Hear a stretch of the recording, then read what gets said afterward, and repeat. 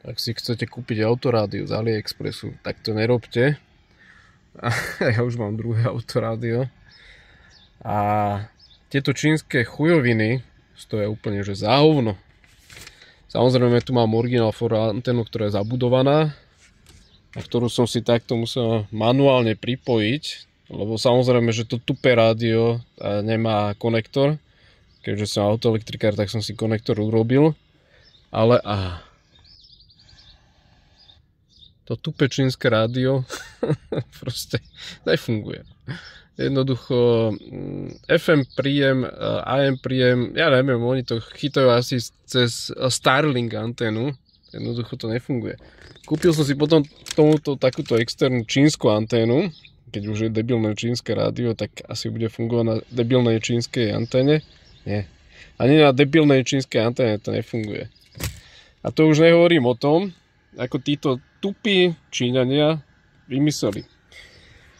Kúpil som si autorádio, ktoré už bolo s náhradou tohto panelu, lebo staré rádio som mal tak, že vlastne tu bolo rádio a tu bol originál vlastne ovládací panel na klimatizáciu a všetko to ostatné.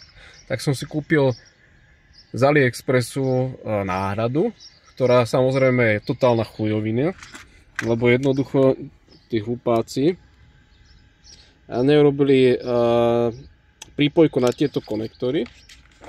A keďže neurobili prípojku na tieto konektory, tak jednoducho moje auto nevie komunikovať s tým tupým rádiom, aj keď má CAN bus, aj keď som CAN bus nastavil podľa ich debilných návodov.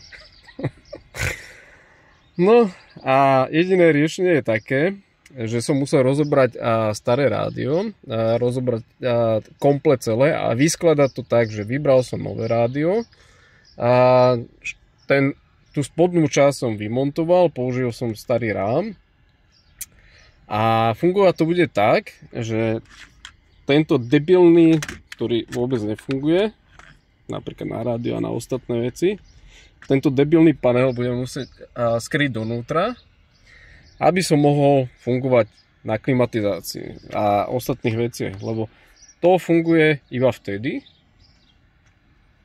vidíš, to funguje iba vtedy, keď je pripojené k starému panelu. Proste Číňania sú retardi, totálni retardi. Mesiac sa s nimi naťahujem. Kebyže ma daňováci a colníci neobtiahli o vyše 100 eur za daň a za clo, ktorú mi samozrejme ukradli, keďže som si z Číny objednal a kúpil a zaplatil, tak ma daňováci ešte obtiahli o daň.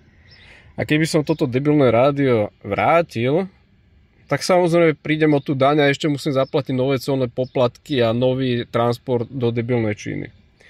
Takže jediné riešenie je také, že som si rozobral celé auto, preskladal som to, samozrejme FM rádio nefunguje, samozrejme debilný panel nefunguje, našťastie fungujú kamery a jednu už mám namontovanú, späťáky predné, zadné, to ešte budem musieť celé auto rozobrať, to ešte minimálne na deň roboty, na čo teraz nemám čas.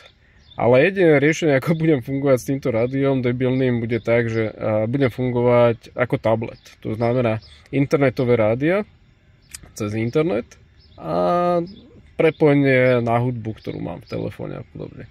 Takže pokiaľ si objednávaš niečo z debilného AliExpressu, a to je už druhý prípad, čo je to fakt, že stojí to za hovno, tak to nerob.